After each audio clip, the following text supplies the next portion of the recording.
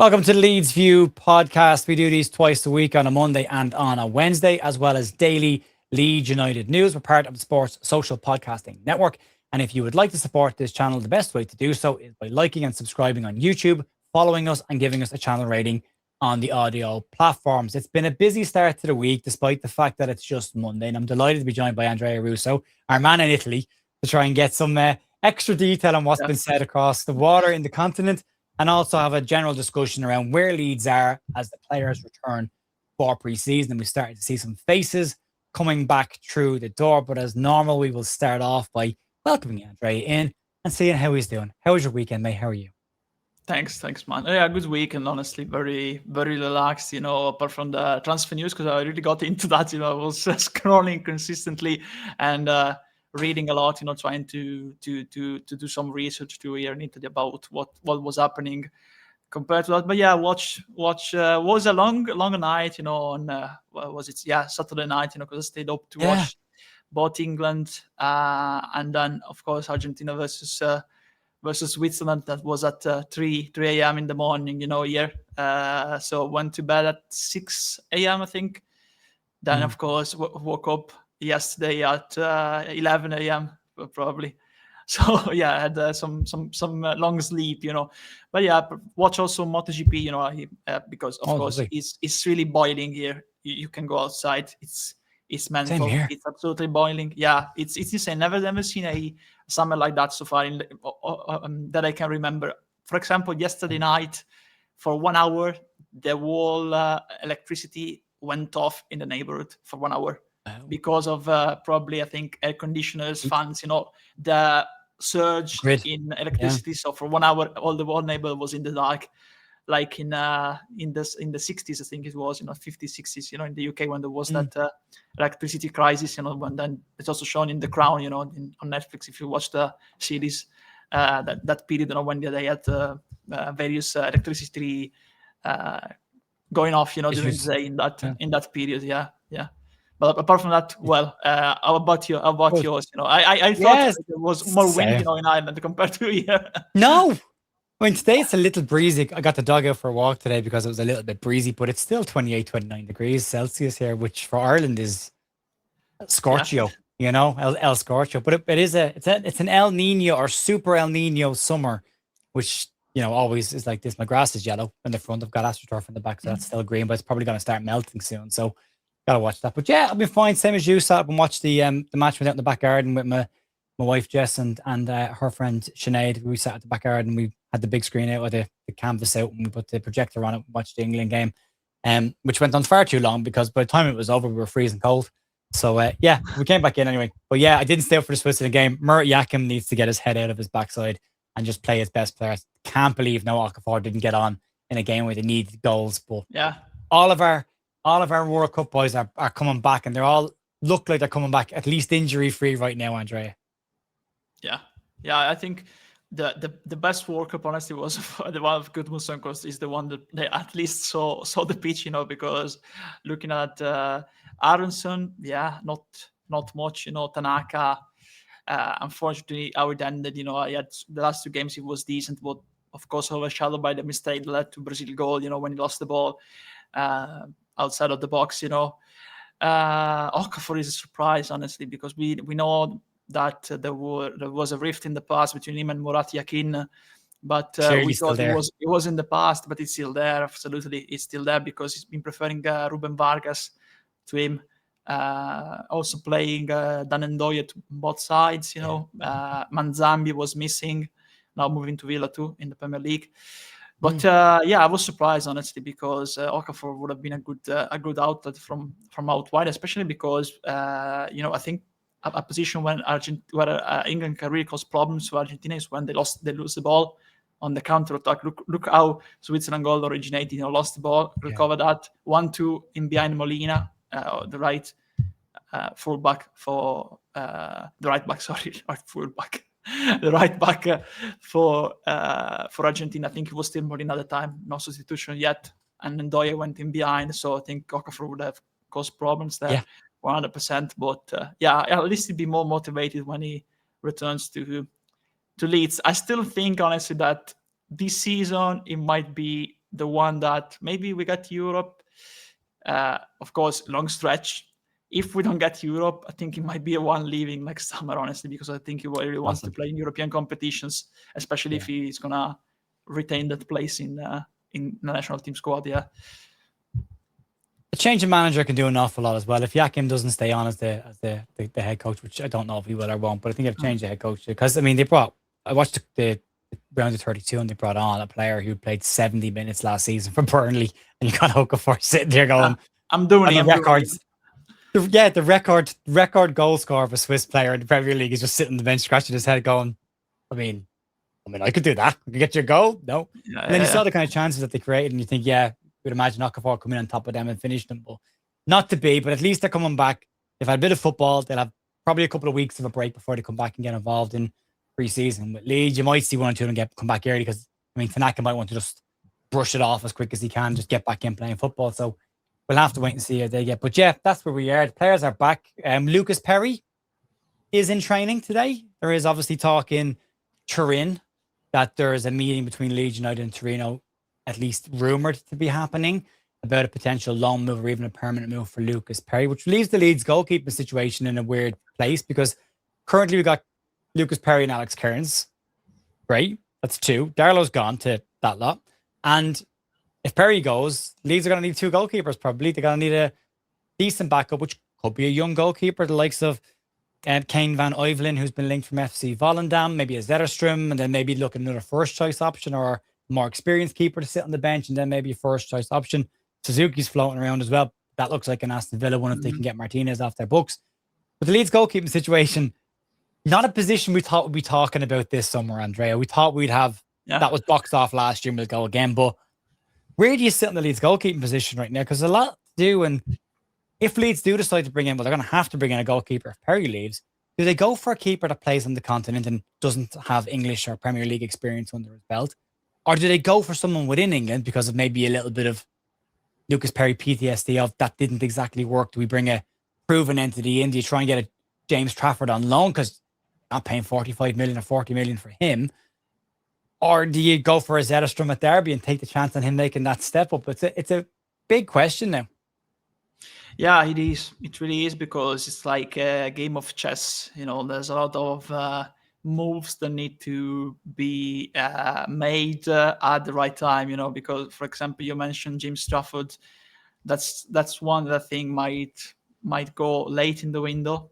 You know, because of course with he signed when they still hadn't signed Donnarumma, so maybe he was thinking, yeah, I'm going back to Man City where I grew up to be the number one. Then they signed Donnarumma straight after. So I think he's the heir of Jordan Pickford 100% for the England number one spot. He's going to be the next number one for England in my point of view when eventually when Pickford goes, you know, it's going to be the next one. It's going to be the next one for me. So I think in his interest, it's in his interest. Sorry, the verb was missing. It's in his interest to get a move, you know, and playing week in and week out, you know.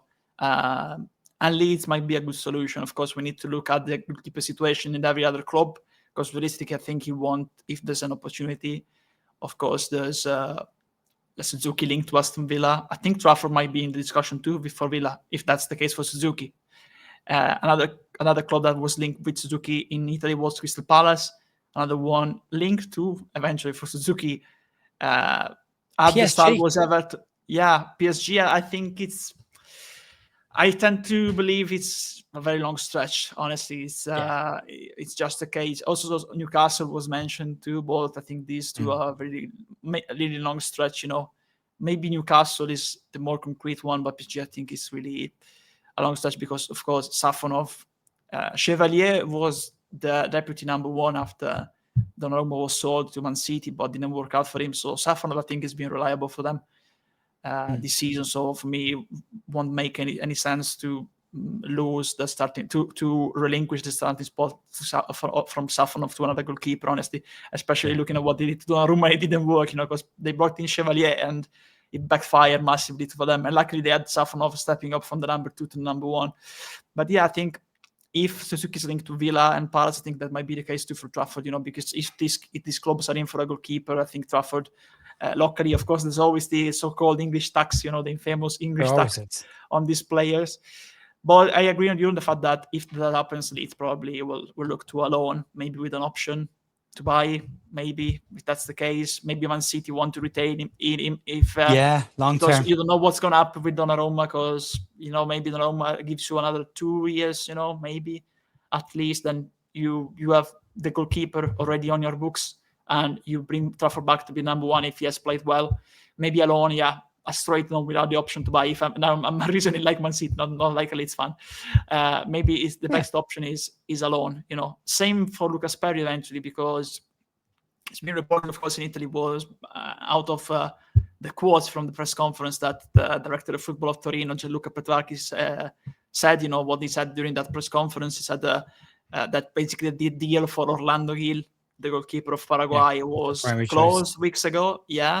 Was his primary choice. But as the World Cup went on, his value raised. So now the goalkeeper is stalled because he knows he can get a better club than Torino. He can get better offers.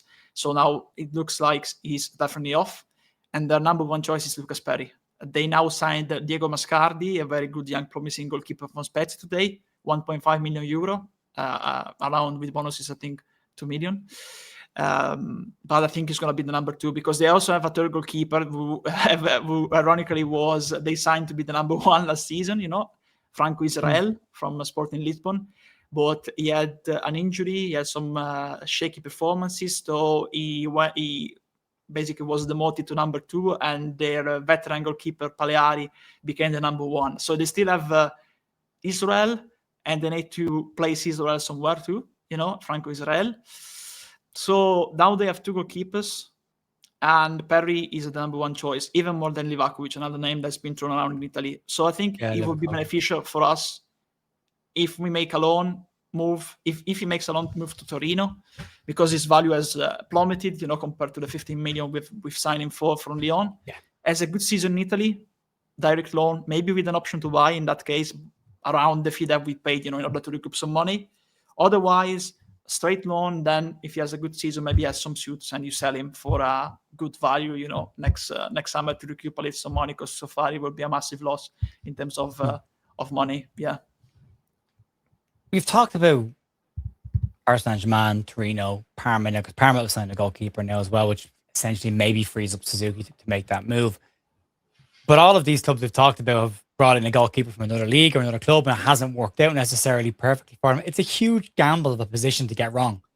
And after Leeds getting it, not necessarily wrong, because I think long-term there's probably a decent goalkeeper in Lucas Perry. I don't believe you go from as highly rated as he was at Botafogo to what Fonseca said about him being one of the best in Europe when he was playing at Lyon, to being not a good goalkeeper in the space of 12 months. There was lots of personal issues that he had this year as well when he came over to England as well. So he was dealing that stuff off the pitch. So that had a factor to play in the whole thing as well. So I do think that there's still a keeper there, but I do agree the best bet is to probably loan him out and let him play football and either get the confidence back up or get his value back up.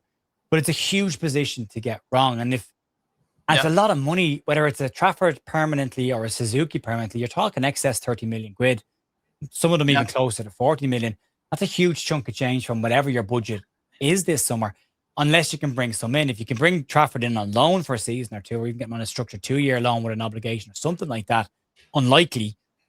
At least you kick the can down the road till at least you're, fingers crossed, still in the Premier League in 2 years' time, and you've a stadium development finished, so you've got a better SCR situation, and maybe you can afford to spend a few more quid on a goalkeeper then. But it's either a big outlay of cash or try and kick the can down the road a little bit. Yeah, I think especially because, mate, it baffles me. It really makes me wonder, are we willing to spend a huge fee on a goalkeeper when we are linked with other players that are around that fee? So we're going to spend around 17, 80 million in total between a center back and a goalkeeper. So I think regarding your question before, because I talked a lot, but I realized I didn't answer directly. I think there's also other opportunities locally. I will be open to Zetterstrom as a number 2 first. Then maybe, because my idea was, if Dallo stays, maybe you sign Zetterstrom to be the number 2. Because again, that's what I was thinking. I think Dallo was always offered the number 1 role, honestly, because we've heard reports on that earlier in the window. We always heard people talking about Darlow. People, of course, that have let's I don't know. Let's use the expression "friends in high places." The sources. Yeah. Or good links, good contacts. Then it turns out that he goes to be number 2. Probably Leeds. Now it turns out that Leeds probably weren't planning to offer him the number 1 spot. I think they were offering him the number 1 spot, because otherwise, The statement doesn't make sense. The line in the Athletics piece was Leeds couldn't guarantee Darlow number 1 because they were going to sign another keeper. So Carl Darlow, who could have competed for number 1, wasn't guaranteed it, but that doesn't mean he wasn't getting it. So he decides to choose a club where he's guaranteed to be number 2, which that to me doesn't add up and make sense. Yeah, unless the money's big. Because the money, at least the money is big, and probably I think there'd be something if he stays for more years there.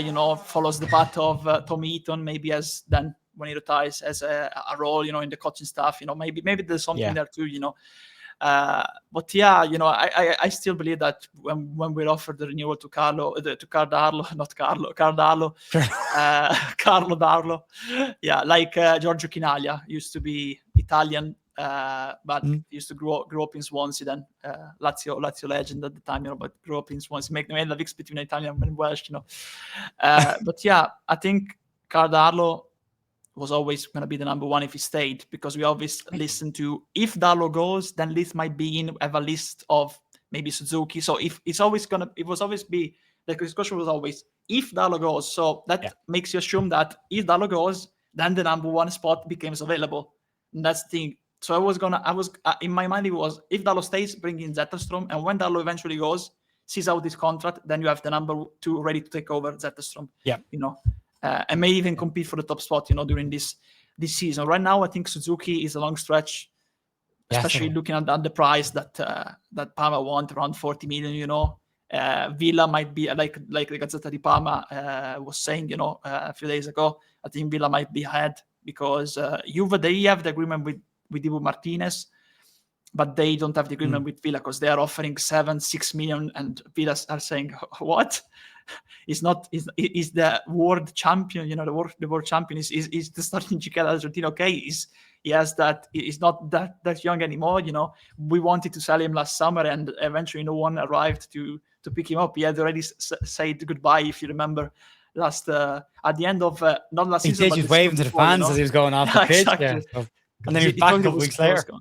Yeah, exactly. But Juve, they don't have the agreement with Villa, but I think eventually someone will pick up Martinez, and if that's the case, Suzuki will be the one that they're investing money into. I wouldn't say no first. My brother's a Villa fan. I was chatting to him over the weekend about this, because it looks like Yuri Tielemans is heading to Manchester United. They've lost out. They're losing a few players at the moment. There's also talk. I'm trying to look at it here. Barry left the club, and he only told me that when Barry left the club, they found out he was on 40 grand a week, which was a Steven Gerrard decision to give him that deal.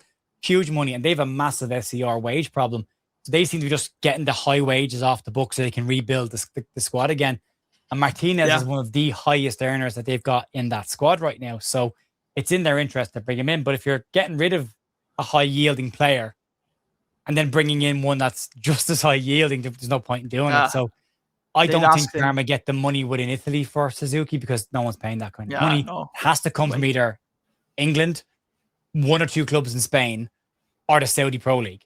They're the only countries that are going to pay that kind of money for a goalkeeper. So that might come down over the course of the window if they decide they want to sell him. But again, if you listen to what's been said about Suzuki, he wants European football. He's not getting that at Leeds. He's not getting that at Newcastle. He'll get it at Palace, and he might get it at Villa. But it doesn't. Maybe you're wrong. The fact that it's not been picked up locally for me makes it just feel like it won't be him. And there's probably a name out there that we haven't heard yet that's going to be boom, like Mihajlovic, which we'll get onto in a couple of seconds. That's my thoughts. Yeah, I like the goalkeepers. I've mentioned them on our pod. With Locke, Unfiltered Football. I don't know when it will go out. But I said one name to you before we went. We went on this one, Atobolu from Freiburg. I really like him, and I've read yesterday that he's been frozen out of the squad because they had an agreement basically that last season was his last one with Freiburg. And offers arrived in the summer, but no offers have arrived so far. I think he's a very good goalkeeper, so he wants to leave now because they had an agreement. And another one is, I've mentioned him for weeks since the start of the window, Lukas Ornicek from Braga. But there are also other goalkeepers that you can spend around 15, 20, 25 millions, and not 40, that I think can be a good, sensible, conservative deal, especially because if we're spending a very huge fee on Muharemovic, like the names that you just mentioned, I think that takes a large portion of the budget out of the budget for a specific position. So you don't have that money then to reinvest, to invest in other positions. So I'm not seeing us spending 40 for Muharemovic and then 30 for a goalkeeper. So that would be 70 for goalkeeper and centre back alone, and that leaves you with we know that we spend 20 million for goalkeeper, for number 9 and number 10 and a left back. 9, 10. Left back cover, centre back cover on the right. So yeah, I think the 40 probably goes only for a centre back or the goalkeeper, if that's the case of Suzuki. But again, both of us think it's not going to happen because he wants European football, European competition. Somebody else. Yeah. So the other one that's been spoken about, so this came out of nowhere on Saturday, was Tariq Muharemovic from Sassuolo. Complicated deal because Juve have a 50% sell-on clause in his deal. And again, depending on what you read and what you hear, conflicting reports, as is normal of a Leeds United summer. You've got Romano on Saturday saying Leeds have entered the race along with Bournemouth and Sunderland for him. Left-sided centre-back, ticks all the boxes, good in the air, good on the ground, pacey enough. Seems like a right choice. Graham Smith then says, nope, nothing more than interest on him. Right, okay, that's where that is then. Then Sunday, Romano says Leeds have made the move. Leeds have put an offer on the table. There's a verbal contract gone into the player. And then all the noise is Leeds feel they can get this one done. They're very positive about this one. But the rumoured price, which again hasn't been confirmed, it is still a rumoured price, 40 million euro. That's about 37-ish, 36.5-ish million pounds. Yeah. Which would be a record signing for Leeds. Very young player, left centre-back. Now, he would obviously have a very good option for sell-on value in the future should he be a success at the club, and left-sided centre-backs are expensive. As long as they're in contract and not with a year left, then you only get 18 million. But the rest of them are expensive. So he has that to him, but the Juve thing's a bit tricky on this, but he does again, and it's only on paper right now. It looks like an interesting one for Leeds.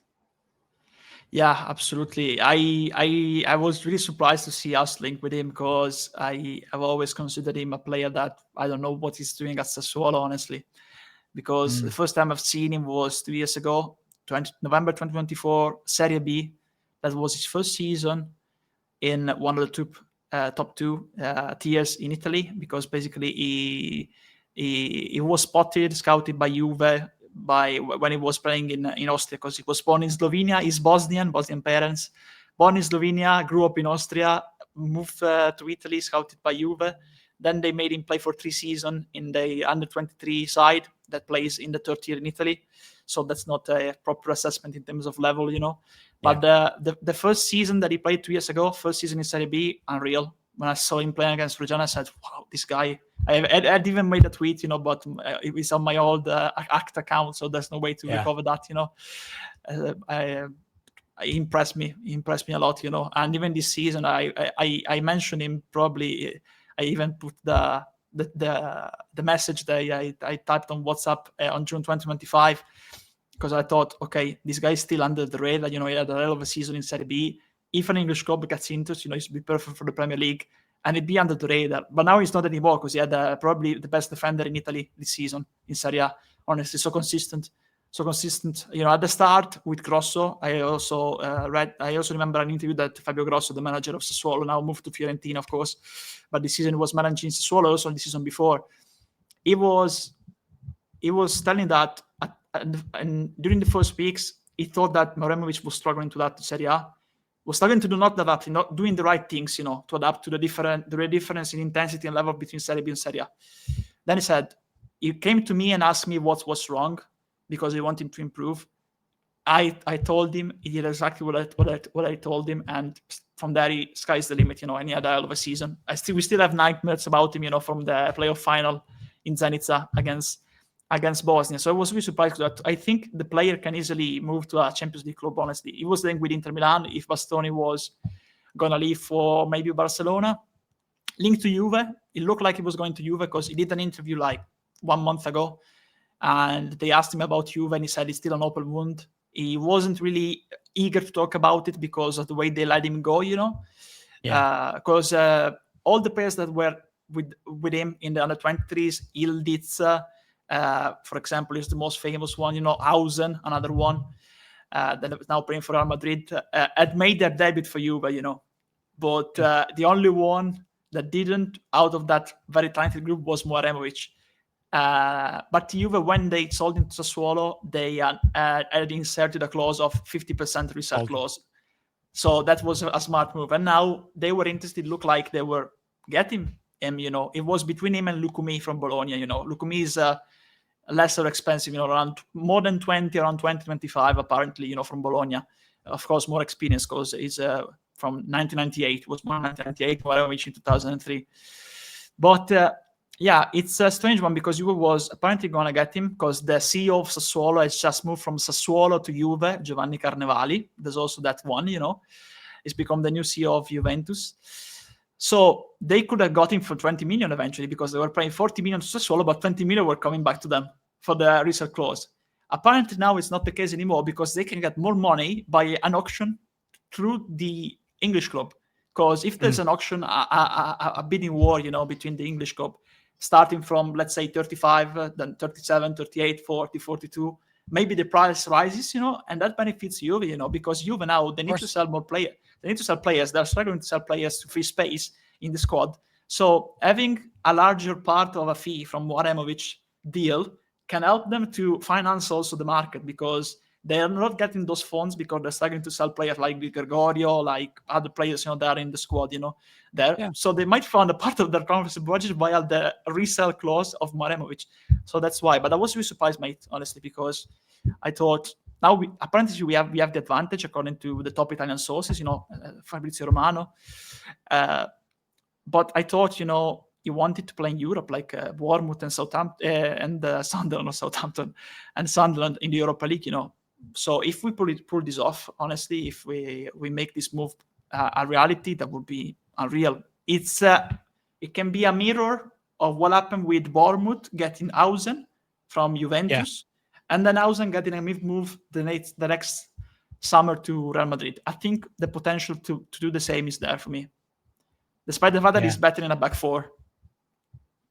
Well, there's a lot of talk Daniel Farke wants to go to a back four this season again. Like, there's been a lot of rumblings he's been talking about.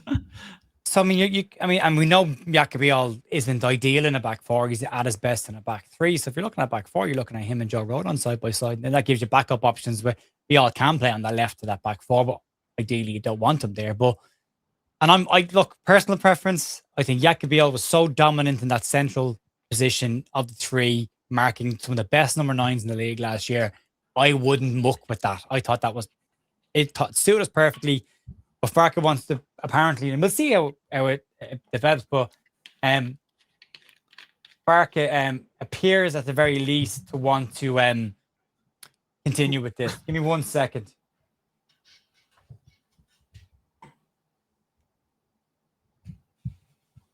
Ben Jacobs is tweeting about Shea Charles. We better talk about Shea Charles for a second then. So Ben Jacobs saying no new developments regarding Shea Charles, but the volume of interest means that Southampton are now anticipating a sale this summer. So it looks like he's going to go. We did tweet this morning about Shea Charles. Have to be fully transparent on this because I don't like putting that stuff out there unless it's coming from very credible people. We did get 3 different sets of information that all pretty much said the exact same thing. We've put it out there then because 3 separate people saying exactly the same thing. So out there it went. Things can change in a transfer window. Things can go wrong. I'm not saying I am wrong. I'm not saying we are right. We'll see what happens. But it does seem, again, you should back yourself. Over the weekend. Well, do you know what? Always. I don't on these ones because you just don't. I mean, we've told it Noah Okafor last year, and I said it on Joe's show. I never said it on the news. I never put it out there. But a friend of mine was close with Noah Okafor's agent and told us that Okafor was done. And I was like, that's great. I'm not putting that in the news because I don't believe it. And then it was. Then it was done. So you're like, at some point, you've got to just go, well, this is what I'm told. Yeah, we're not journalists, we're not ITKs, we don't get a lot of information, but we get bits and pieces from people time to time. It's unusual to get several people sending the same thing in, which is why I put it in the news today because of that. We'll see if it ends up being something. A lot of questions around Shay Charles seem to be, who does he come in for in that Leeds midfield? And for me, I do see a sacrifice in that middle of the park if he does come in. I do think that someone's going to go, whether it's Sean Longstaff, who oddly enough has just changed his agency, which seems unusual to do in the middle of a summer when you're under contract for a couple of years. He would be obviously a direct nearly replacement for an Ilya Gruev in there as well, because he can do that CDM role, but he's probably more dynamic a player than Ilya Gruev, a bit better on the grass. But it's an interesting one, and it seems to be one that they've been so patient with. As Graham Smith has said about this, they're patient because they believe they can get this done. From what we've been told, and this can change, we've been told it's pretty much across the line at this stage. It's just, final stages of it. And then the talk over the weekend was that Leeds would find out this weekend if they were successful or not, which basically made it sound like Leeds have gone there. That's it. Think about it, come back to us. The Palace and Fulham haven't put an offer on the table as of yet. It's just Leeds, and Southampton apparently need to make the sale. The exact information we got was Palace and Fulham are yet to put an offer on the table. Southampton need a sale. They've accepted Leeds' terms. That's what we were told. Now, we'll see if it ends up being real or not. But where do you sit on him coming into that midfield? Because it's direct competition for Ethan Ampadu, but he can also do that box-to-box 8 as well. Yeah, I first I expect if it goes through, it's better going to say to write as exclusively reported by the Leeds View in the window, yeah. But apart from that, I see him as the direct replacement for Ilya Gruev, because we've always told in the start of the window in the reports that discussions were going to be held with the players out of contract in 2027. We've seen discussion positive. Yeah, exactly. Positively for Ethan Ampadu, not positively for Pascal Struijk and Cardarlo. There are other players left: Brendan Aronson, Lucas Mecha, and Ilya Gruev. So I think Gruev, ideally, looking also at of course, he had an injury towards the end of the season, but I think looking at the type of player Shay Charles is the one that could be sacrificed. I think, honestly, do you see Gruev to be a long-term player that is going to be like 3 more years at Leeds? Because ideally, that's the type of contract that's get offered, at least 2 years, maybe. I struggle to see that, honestly, because Shay Charles can easily play in his role, can be a good backup to Ampadu, can also play because he's way more dynamic, like you said, compared to Ilya Gruev. Gruev is more static. Shay Charles moves well, considering the 8 that he has, moves well with the ball. Is good also in moving in narrow spaces, between players. Has a good control of his body. Good delivery. Yeah, good delivery, especially. So decent progression. I'm going to say excellent, but decent progression with the ball. Yeah. Can also I see more as an alternative to Ampadu so far, but can also be tried and improved, like we did with Stack when he signed. Everybody expected, rightly so. Even Nagelsmann said that. He's a number 6 in Germany. He was a number 6 in Germany, but was turned into a number 8. And is shaping into that role. He had a good season, very good season, and he can still improve. Because now that spot left open by Leon Goretzka in the national team is going to be there, so he needs to be in the discussion to try to challenge Alexander Pavlovich. And more importantly, the gap left by Nagelsmann leaving gives him a chance of getting into that squad. Yeah, with Klopp becoming the manager, especially, that will benefit him a lot. On Stack, there's also a curiosity before we go on. That I found out only recently. He was born into a sporting family. His dad is a very famous TV commentator. Oh really? His dad is a very famous TV commentator in Germany in football. That was commentating when he made his debut for the under-21s, I think, with Germany, and basically said in the commentary, "Make me proud." Something like that, during the commentary. And his sisters, they both play professional basketball or played, and they were both capped by the young national teams by the German national team. Just a curiosity, so very big. You can see where that sporting drive, also in his video, because we've seen him play pool with a Leeds fan, playing tennis basketball with a Leeds fan. Tennis as well. We can see where that sporting drive comes from. But Yeah, overall, I see that him Charles, of course, Shea Charles, I see him as an alternative to Ampadu. I was a little bit doubtful when in going into dealing with Southampton, because of course they were willing to wait for other clubs to get involved, trying to raise that value. I think 20 was the right price, at least maximum 25. Oh, we don't spend more than that, honestly. Yeah. To be fair, I think Leeds is the best fit for him, because I think he'll struggle to break into the side right now at Palace, Europa League, of course, and Fulham, because they have other players in front of him. At Leeds, honestly, I think he'll have a good amount of minutes, despite the fact that maybe he'll start behind Ampadu, but of course he can be used also in the number 8 position when you need to play more conservatively. So I think Leeds might be the best solution for him if we can if we manage to strike a good deal price wise. We'll see. The price will be the one that does feel like it's this is the offer a walk away. Yeah. Yeah, and I'm just keeping an eye on the phone because things are changing today. So yeah, It's enough. It's enough. Transfer. Don't put your neck on the line. Don't ever put your neck on the line. Don't ever throw it out there and go, I have a thought. No, don't. Shh. Say nothing. Yeah, we'll see. We'll see where it goes. The other one to talk about, there's a flurry of academy players have signed today as well, which is great. Over the weekend, which is great to see Leeds. Getting a couple of them stuck down, the likes of Luke Madikevich, Sam Alker specifically, are two very, very talented young players that it's important at least keep hold of them. Two positions, Andrea, that haven't been spoken about enough, that we were all hoping this summer was probably going to be geared towards, was number 10 and a striker. Now, Harry Wilson's come in, but if you go back to the start of the summer when Leeds were giving the Athletic their exclusive and the transfer strategy or what Leeds were trying to do next season, Leeds wanted a right-hand-sided player who could come in on the left foot. Harry Wilson ticks that box. But they also said they wanted 10 as well. Now, yes, Harry Wilson can play as a 10. So can Noah Okafor. Arguably so can Willie Nanto, but remains to be seen whether Willie will still be here come the end of the summer. But there are two positions that we wanted to see really Leeds kind of go for this year. Get a proper number 9 in that can be proper competition for DCL as well. And then should the worst case scenario happen with injuries, you've got someone there that can be of a high level.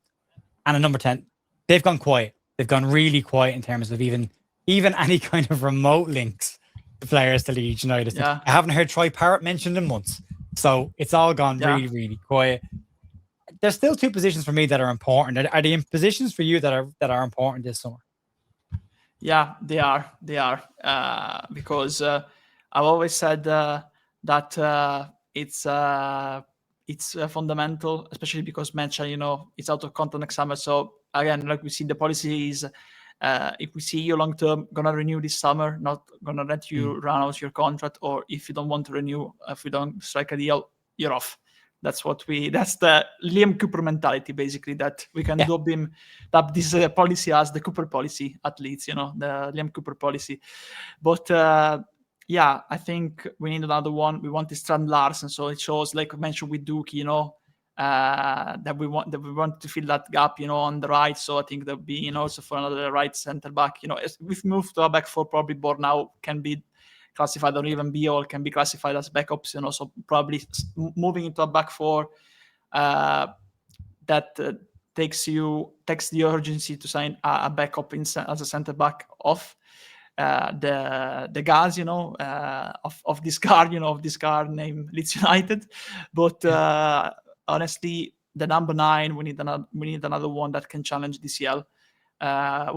One that I like a lot, of course, people know about my admiration for Demirovic, who didn't have a good World Cup, let's be honest.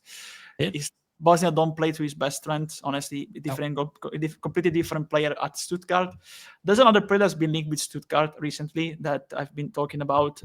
In January, I talked about him, when we spoke about possible options in the Scout report on our podcast. But he's still available. Linked with Stuttgart is Zenan Pejcinovic.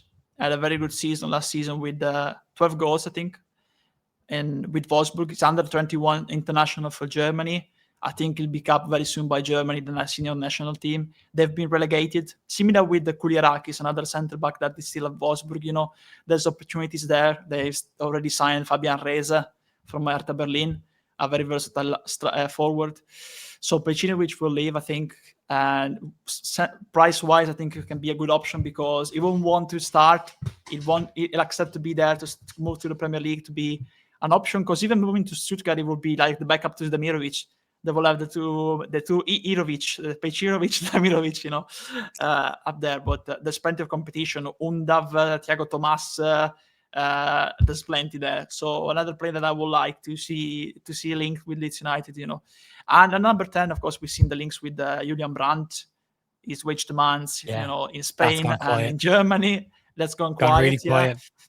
But that shows, that, again, we want a number 10 there. And honestly, there's another player that I mentioned on our pod, that I'm also considering looking at what Farke did at Norwich, if we move to back again to a 4-2-3-1. And that's what they did with Aronson the first season in the championship with Aronson when he returned from Union Berlin.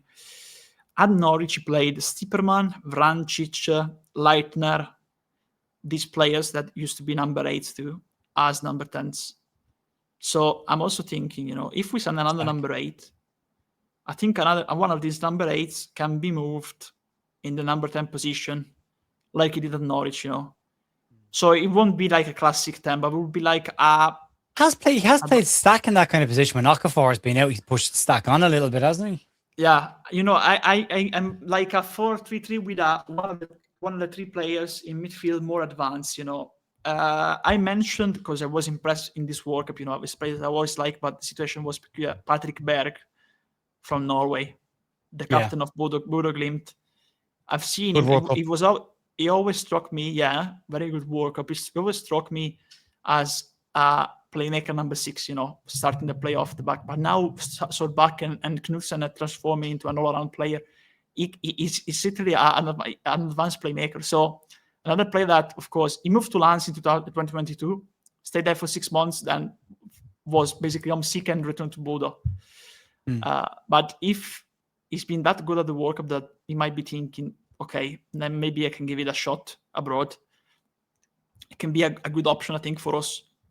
And if you're signing him, I think you can play him as the advanced one, the advanced playmaker, You see that I'm calling the number 10 in this case advanced playmaker because, of course, the position is there, but the way you play and you play that role is different, So Brandt would be number 10.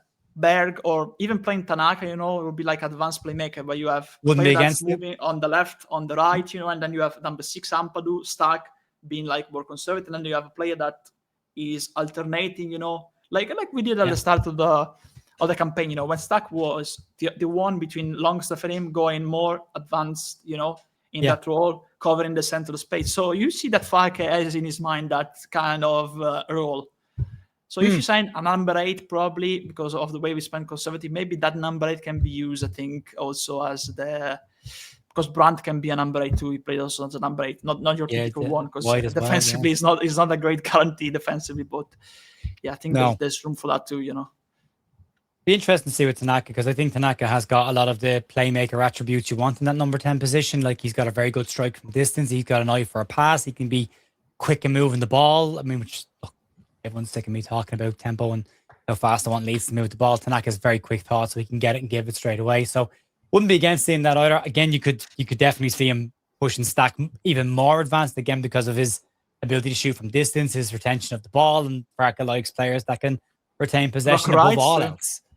Yeah. Another good one would be Rock Wright. Gladbach are not are having a consistent season mid-table year after year. So another one every year.